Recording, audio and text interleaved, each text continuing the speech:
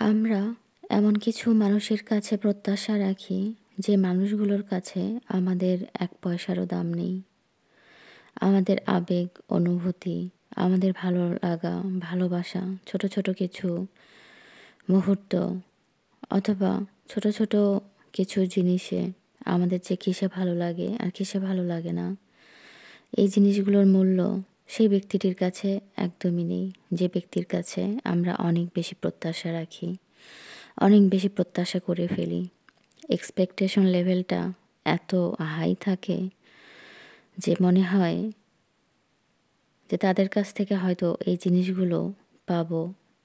তারা হয়তো একটু সময় দিবে, কথা বলবে, অথবা সর্বপ্রথম আপনাকেই উইশ করবে। যেমন ধরেন আপনার ম্যারেজ ডে, বার্থডে, অথবা 14ই ফেব্রুয়ারি, অথবা বছরের শুরুর দিনটা। প্রত্যাশা এটাই থাকে সেই মানুষটাই সর্বপ্রথম আপনাকে উইশ করুক, সর্বপ্রথম আপনাকে কিছু একটা বলুক, ভালো কিছু একটা, যেটা শুনতে অনেক বেশি ভালো লাগে, যেটা শুনে আপনার মনটা অনেক খুশিতে ভরে যায়।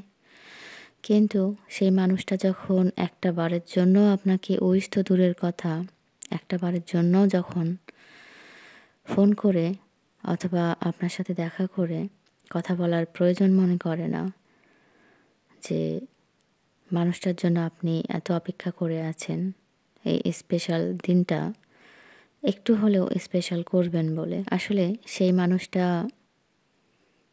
বা যে মানুষটার জন্য আপনার এত ভাবনা, এত প্রত্যাশা, সেই মানুষটার কাছে গিয়ে দেখবেন তার কাছে আপনার একটুও দাম নেই। আপনার আবেগ, অনুভূতি, ভালোবাসা কোনো কিছু একদম মূল্যহীন, একদম ভ্যালুলেস। কি আজব আমরা, তাই না?